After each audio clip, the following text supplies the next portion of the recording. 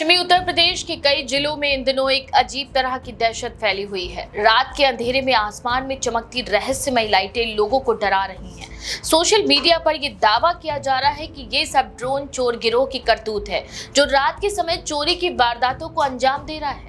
अमरोहा, बरेली, मुरादाबाद, बिजनौर, हापुड़, संभल, मेरठ और बुलंदशहर जैसे इलाके इन अफवाहों से सबसे ज्यादा प्रभावित हैं। इन क्षेत्रों में स्थानीय लोगों की नींद भी हराम हो चुकी है। कई स्थानों पर ग्रामीणों ने पहरेदारी शुरू कर दी और हथियार लेकर गश्त कर रहे हैं। इस डर और भ्रम का स्रोत सोशल मीडिया है, जहां एक के बाद एक वीडियो, ऑडियो और तस्वीरें वायरल हो रही हैं। इन क्लिप्स में आसमान में उड़ती रहस्यमयी लाइट्स, लोगों की चीखने चिल्लाने की आवाजें और कुछ स्थानों पर गोली चलने की भी बातें कही जा रही हैं।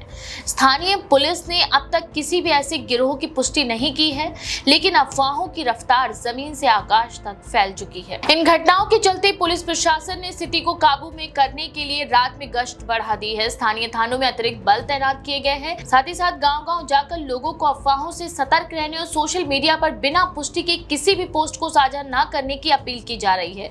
लेकिन इसके बावजूद भी लोग भयभीत हैं। रात को लोग छतों पर चढ़कर नजरें आसमान पर टिकाए रहते हैं। कई जगहों पर युवाओं ने खुद के स्तर पर टीमें बनाकर निगरानी शुरू कर दी है। कुछ गांवों में लाठी डंडों से लैस गश्ती दल बनाए गए हैं। असली सवाल ये है कि इन रहस्यमयी लाइट्स का सच आखिर क्या है? क्या ये वाकई कोई ड्रोन गिरोह है या फिर ये सब भ्रम और डर का नतीजा है?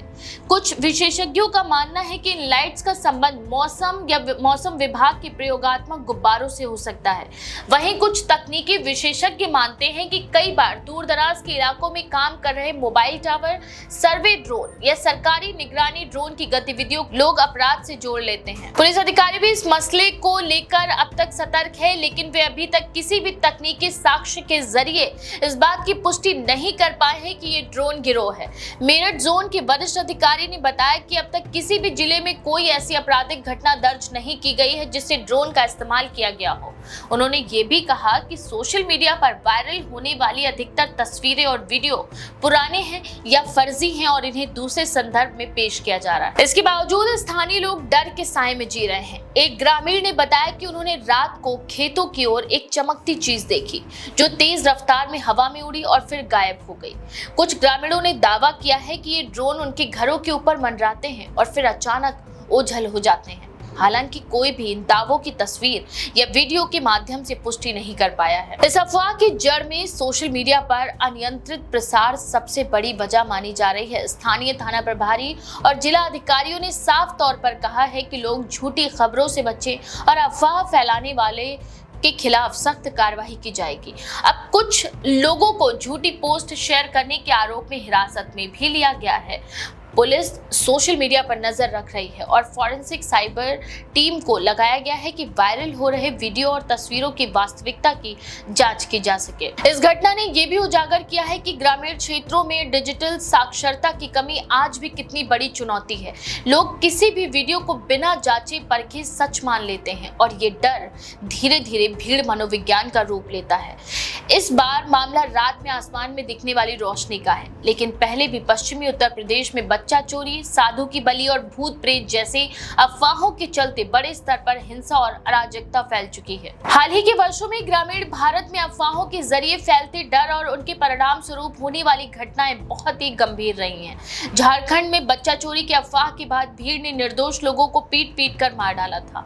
यूपी में इस तरह की घटनाएं समय समय पर होती रही हैं। अब ड्रोन के नाम पर डर फैलाने की ये नई प्रवृत्ति पुलिस प्रशासन के लिए एक बड़ी चुनौती बन चुकी है। टेक्नोलॉजी के बढ़ते प्रयोग के साथ साथ ये जरूरी हो गया है कि आम लोगों को जागरूक किया जाए कि हर चमकती चीज कोई खतरा नहीं होती और हर उड़ती चीज ड्रोन नहीं होती। यदि कोई तकनीकी गतिविधि हो रही है तो उसकी सूचना प्रशासन से ली जा सकती है। साथ ही ये भी आवश्यक है कि प्रशासन ऐसे मामलों में पारदर्शिता से कार्य करे और सही जानकारी लोगों तक तत्काल पहुंचाई जाए। फिलहाल पुलिस की टीमें गाँव में चौपाल लगा रही है, जहाँ ग्रामीणों को इस अफवाह से अवगत अवगत कराते हुए भरोसा दिलाया जा रहा है कि ऐसी किसी आपराधिक गतिविधि की पुष्टि नहीं हुई है।